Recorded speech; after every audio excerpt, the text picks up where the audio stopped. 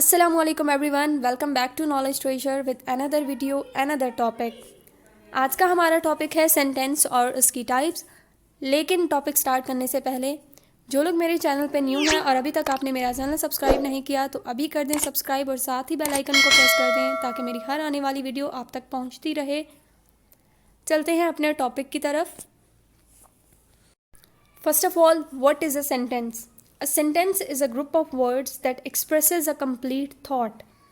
वो अल्फाज का मजमुआ जिससे हमें एक पूरा मतलब समझ में आ जाए, वाज़े मतलब समझ में आ जाए, पूरा मायने समझ में आ जाए, वो कहलाता है sentence. For example, many forest are endangered. बहुत से जंगलात खतरे में हैं। Mountain Dew is my favourite drink. Mountain Dew मेरी फेवरेट ड्रिंक है। Ella loves to play in the pool. Ella को पूल में खेलना पसंद है। सेंटेंसेस की टाइप्स दो बेसिस पे हैं, on the basis of function and on the basis of structure. Sentence को उसके काम के लिहाज से जिन टाइप्स में डिवाइड किया जाता है वो कहलाती हैं types of sentences on the basis of function. और on the basis of structure का ये मतलब है बनावट के लिहाज से सेंटेंस की कौन सी टाइप्स हैं। सबसे पहले हम देखेंगे types of sentences according to function. 4 types हैं, declarative, interrogative, exclamatory and imperative. Declarative sentences वो सेंटेंसेस होते हैं जिसमें कोई बात कन्वे की जाती है, कोई बात डिक्लेयर की जाती है और इन सेंटेंसेस के एंड पे हमेशा फुल स्टॉप आता है। इंटेरोगेटिव सेंटेंसेस मतलब सवालिया जुमले जिसमें कोई सवाल किया गया हो और हमेशा इन सेंटेंसेस के एंड पे क्वेश्चन मार्क आएगा। एक्सक्लामेटरी सेंटेंसेस जो हमें किसी भी स्ट्रॉन्ग फीलिंग या इमोशंस के बारे में बताएं और इनके एंड पे हमेशा एक्सक्लामेटरी मार्क आएगा। इम्पेरेटिव सेंटेंसेस वो सेंटेंस होते हैं जिसमें कोई कमांड दी जाती है, किसी बात का ऑर्डर दिया जाता है या किसी बात से मना किया जाता है और इन सेंटेंसेस के एंड पे या तो फुल स्टॉप आएगा या फिर एक्सक्लामेटरी मार्क आएगा। अब आते हैं एग्जाम्पल्स की तरफ। डिक्लेरेटिव सेंटेंसेस की एग्जाम्पल देखें। He came here today and then went out immediately. वो आज यहाँ आया था और जल्दी ही वापस चला गया। I also studied during the day so I finish my work in a short time. मैंने दिन में भी पढ़ा था इसलिए मैंने अपना काम जल्दी ख़त्म कर लिया। Ellie came with me today so I was able to return home immediately. Ellie मेरे साथ आज आया था इसलिए मैं आज जल्दी घर पहुँच गया। इन तमाम सेंटेंसेस में देखें एक बात कन्वे की गई है, कोई चीज़, कोई बात डिक्लेयर की गई है, इसलिए ये डिक्लेरेटिव सेंटेंसेस हैं। Interrogative sentences, why haven't you spoken a word with me for how many days you have been with me. इतने दिनों से आप मेरे साथ हैं, आपने मुझसे एक लफ्ज़ भी बात क्यों नहीं की। सेंटेंस स्टार्ट हो रहा है वर्ड वाई से और एंड हो रहा है क्वेश्चन मार्क से, इसलिए ये सेंटेंसेस कौन से होंगे? Interrogative. How many people have you met these days. कितने लोगों से आप इन दिनों मिले हैं। You look extremely pale, are you sick. इन तमाम सेंटेंसेस में सवाल पूछे गए हैं, that's why these are interrogative sentences.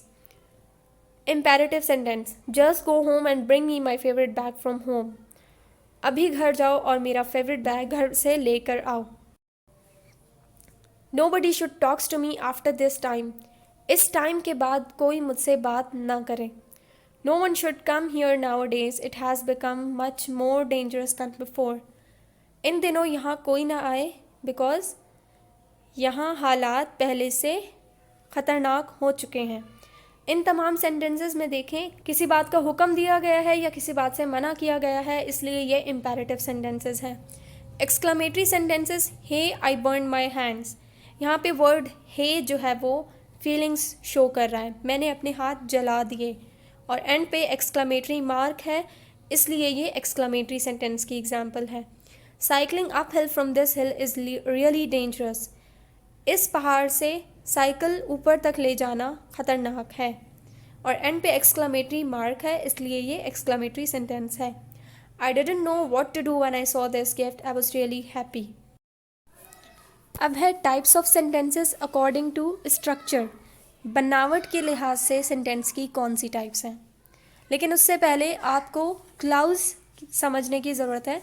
Clause क्या होता है? A group of related words containing subject that tells reader what the sentence is about and a verb that tells reader what the subject is doing. Clause वो group of words है जो पढ़ने वाले को ये बताता है कि सेंटेंस किस बारे में है और ये बताता है कि इस सेंटेंस में वर्ब क्या काम कर रहा है या सब्जेक्ट क्या काम कर रहा है।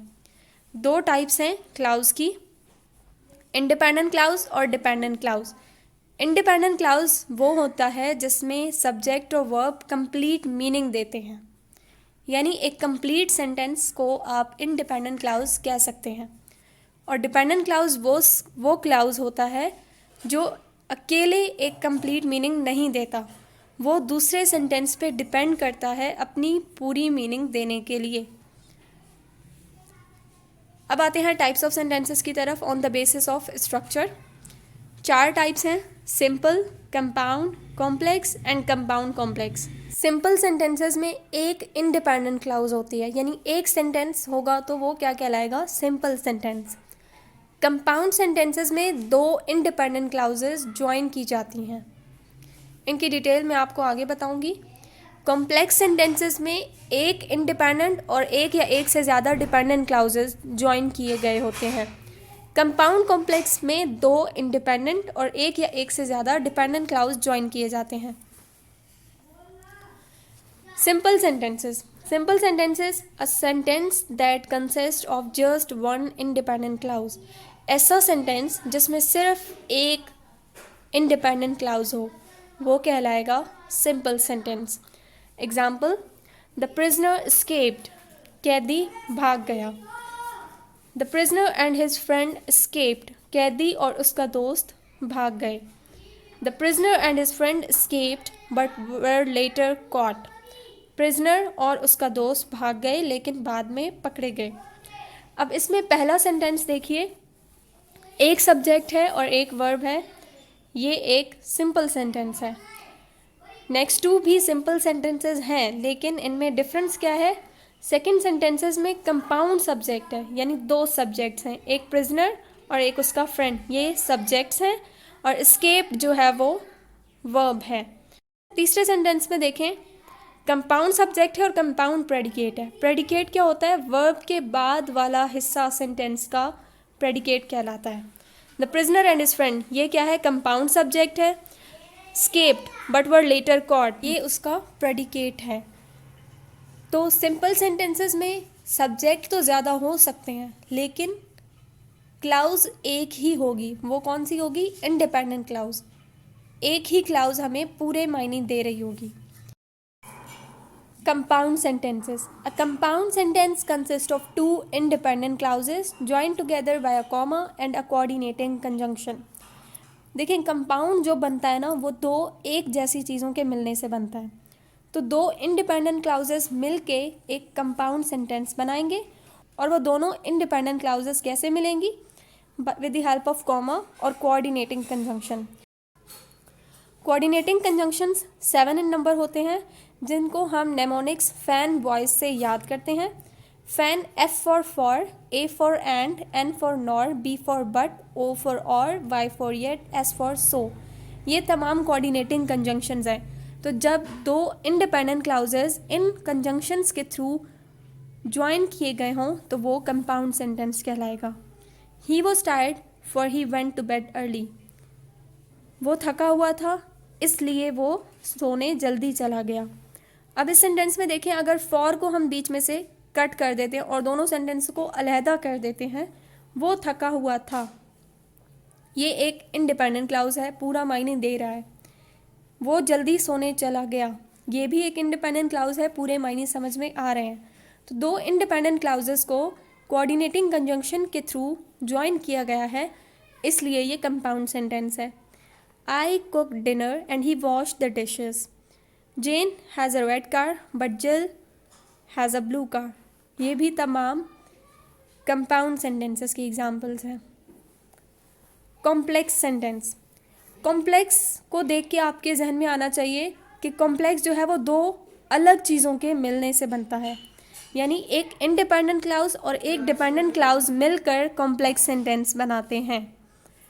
और डिपेंडेंट क्लाउज जो होती है वो it begins with the subordinating conjunction, यानी डिपेंडेंट क्लाउज सबऑर्डिनेटिंग कंजंक्शन से स्टार्ट होती है।